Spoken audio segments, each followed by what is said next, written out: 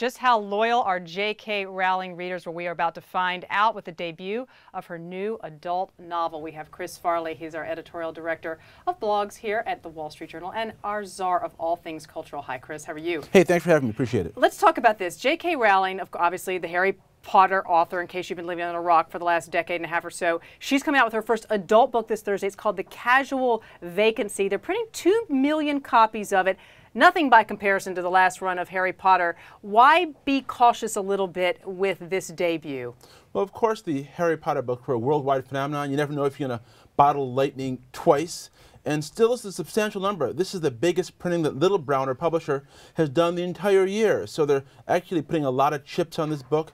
They hope that some of the audience that turned out for Harry Potter books will turn out for this book. I mean, and I met her a couple years ago with a group of other journalists, and the adults were as excited to see her as the kids. Very true. So I think she has a substantial adult audience. People who've read the Harry Potter books. I've read them. I'm sure you've read them too. So I think they'll turn out to buy this book just to see if it's something that they're interested in, whether it's something that will excite them the same way the Harry Potter books did, but in a different way. And they've been kind of hush-hush a little bit about what this J.K. Rowling adult book will be. They've said it's a rural comedy of manners that having taken on state of the nation's social themes builds into black melodrama.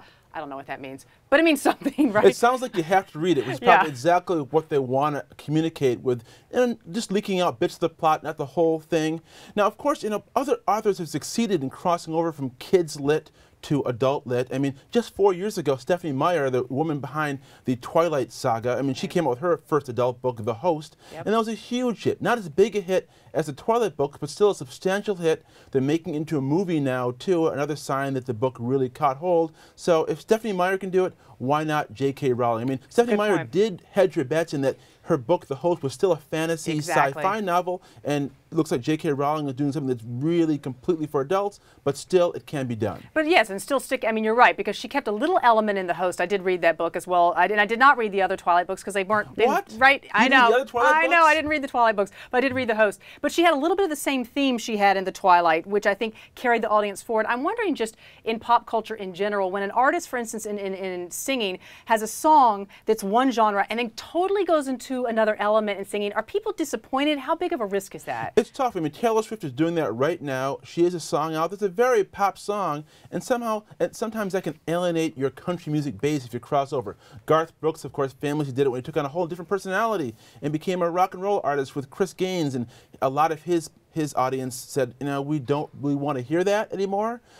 But in children's lit, again, has a long history of this happening. You think of Judy Blume. Judy Blume was a huge writer for young adults, and then she came out with Wifey, which was a very sexualized book, came out in 1978, and that was also a substantial hit for her. So it showed you can write for young adults and still take on adult concerns if you do it the right way, if adults believe you. You know, to a certain extent, kids are harder to write for than adults. Because kids, if you bore them in the first paragraph, they're done. They're to their Xbox, they're to their PlayStation 3, whatever. Adults will give you a couple chapters before they set you aside and turn on, the NFL. All right, Chris Farley, good points by you, and that J.K. Rowling book debuting on Thursday, her first adult book. Even if she gets a fraction of what she sold, she'll be with Harry Potter. She'll be good. Thanks so much, Chris. That's all she needs.